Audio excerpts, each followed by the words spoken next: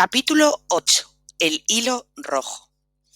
El sol de la mañana se filtraba por las ventanas del comedor, iluminando la mesa donde la familia disfrutaba del desayuno. El aroma del café recién hecho se mezclaba con el dulce olor de las tostadas y el salado del jamón, creando una atmósfera cálida y acogedora. Las risas de los primos retumbaban en la habitación, mientras la abuela servía porciones generosas de delicioso bizcocho casero. De repente, la abuela golpeó bruscamente la jarra de la leche contra la mesa, captando la atención de todos. Cuenta la leyenda, comenzó la matriarca con una sonrisa misteriosa, que los dioses atan un hilo rojo invisible alrededor del tobillo de aquellos que están destinados a encontrarse. Este hilo puede estirarse o enredarse, pero nunca romperse. No importa cuánto tiempo tardes en encontrar a esa persona. No importa cuánta distancia os separe, el hilo rojo del destino siempre os unirá. Una vez concluida su intervención, la abuela retomó con sus quehaceres como si nada. El resto de los comensales, los niños más pequeños, cuchicheaban ensimismados de ilusión. Los mayores, con una mezcla de escepticismo y curiosidad. Y los padres de Aristela mirándose fijamente, quizás recordando su propia historia de amor. Aristela, sin embargo, permanecía en silencio, absorta en sus pensamientos y con la mirada clavada pero perdida en sus padres. El cuento permanecía en su interior, despertando una serie de preguntas que iban más allá del simple romance. Al terminar el desayuno, la firme exploradora se despidió de su familia y emprendió su camino matutino, junto a Vero, hacia la mimosa. Mientras caminaban, la niña giró su cabeza hacia su hombro izquierdo, donde viajaba la gatita lapislázuli, y en tono susurrante preguntó: «Vero, ¿has oído el cuento de mi abuela sobre el hilo rojo? ¿Podría ser una metáfora de algo real? ¿De una conexión a nivel cuántico que la ciencia aún no comprende del todo? ¿Y si el hilo no solo conecta a las personas, sino también a eventos, a posibilidades, a diferentes realidades?» Vero se mantuvo en silencio todo el trayecto, mirando fijamente a la niña. Al llegar a la mimosa, con voz sabia y serena y un destello violeta azulado emanando de sus grandes ojos, planteó: ¿es la fe simplemente una creencia reconfortante? ¿Una ilusión que nos ayuda a sobrellevar la incertidumbre? ¿O es una forma de percibir una realidad más profunda? ¿Una red invisible que lo conecta a todo? La pequeña se detuvo en seco, helada, sin capacidad de reacción. Pasados unos segundos recobró su capacidad de movimiento, al tiempo que en voz alta reflexionaba. «El alma y la fe, esas son las piezas que me faltaban», escribió la inquietante pregunta que Vero acababa de formular.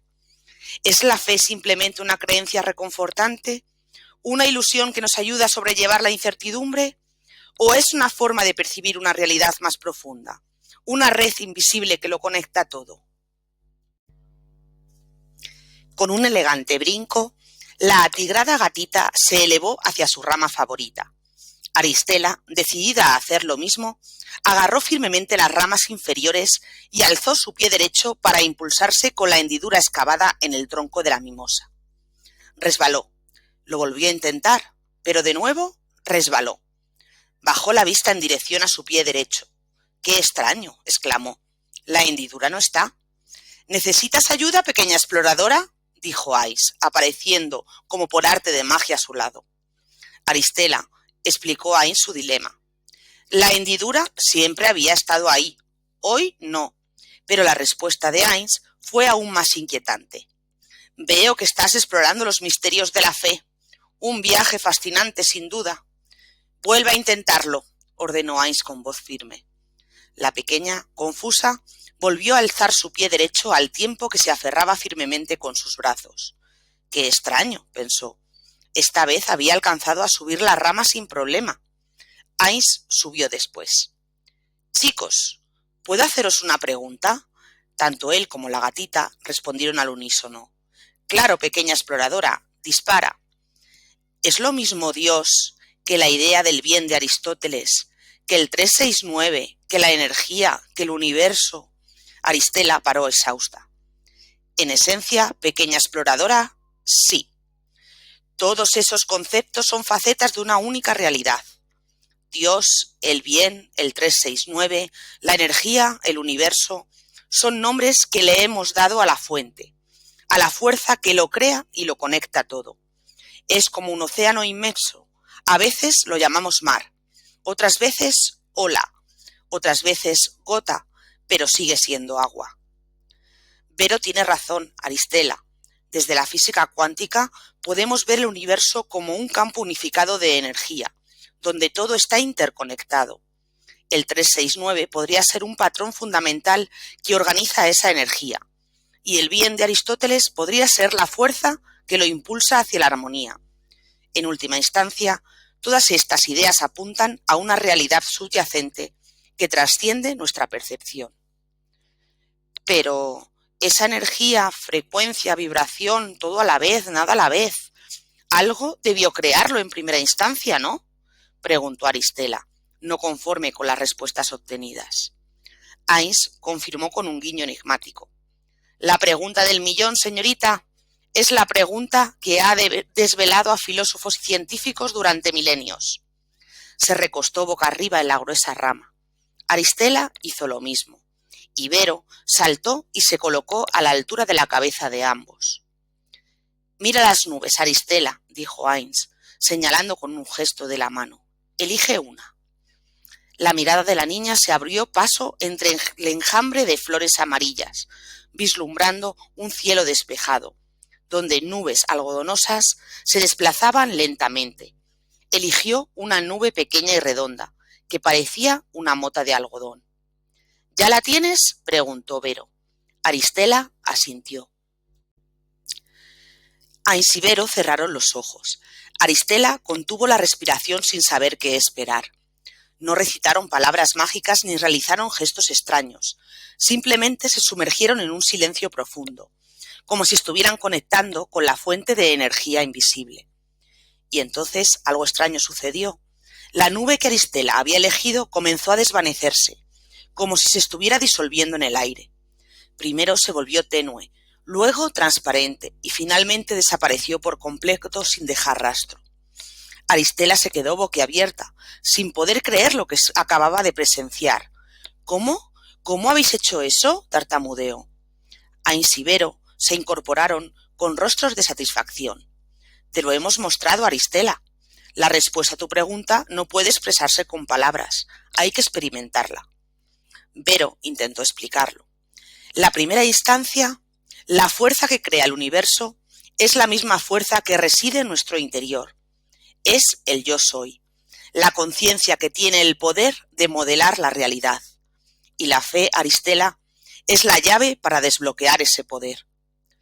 Aristela, cabizbaja, replicó impotente. Ahora sí que no entiendo nada. Hines tomó el relevo.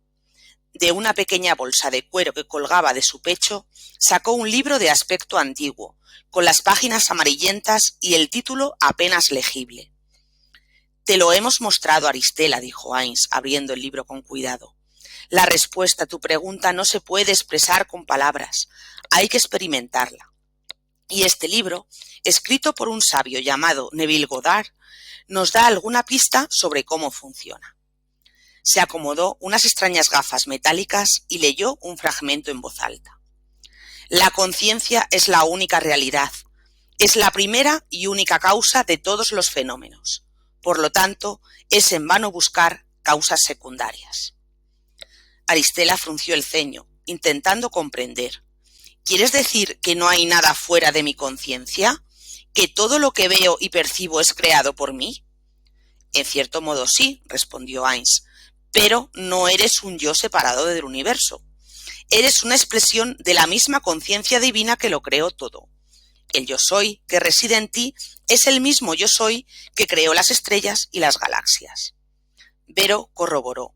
Y la fe, Aristela, es la certeza de que ese yo soy tiene el poder de crear cualquier cosa, incluso hacer desaparecer una nube. Es la llave que abre la puerta a las infinitas posibilidades. Hines volvió a leer el libro. Imagina que ya tienes lo que deseas. Asume el sentimiento del deseo cumplido. Tu imaginación es Dios en acción.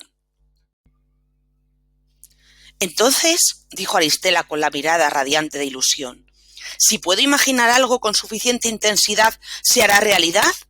En esencia sí, respondió Heinz, pero no se trata solo de desear algo con fuerza, se trata de asumir que ya lo tienes, de vivir en la realidad de tu deseo cumplido. Y en ese momento Aristela comprendió que la fe no era solo una creencia ciega, sino una forma de acceder al poder creativo del yo soy, de conectarse con la conciencia divina que lo impregna todo y de moldear la realidad con la fuerza de la imaginación. Pero sigo sin entender quién o qué es el origen primero de todo, murmuró Aristela encogiéndose de hombros. Heinz y Vero se miraron cómplices.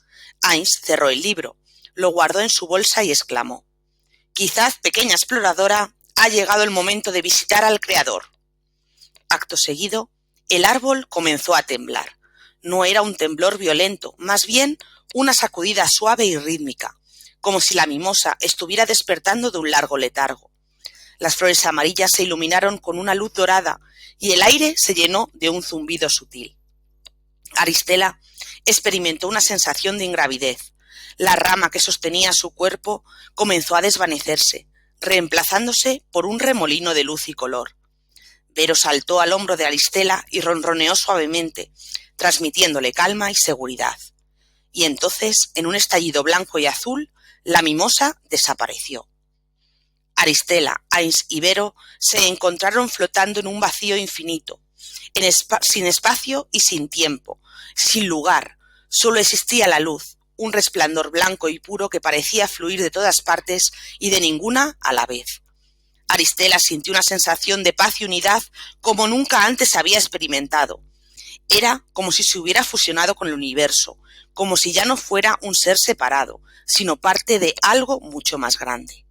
En la distancia, una forma comenzó a intuirse en la luz.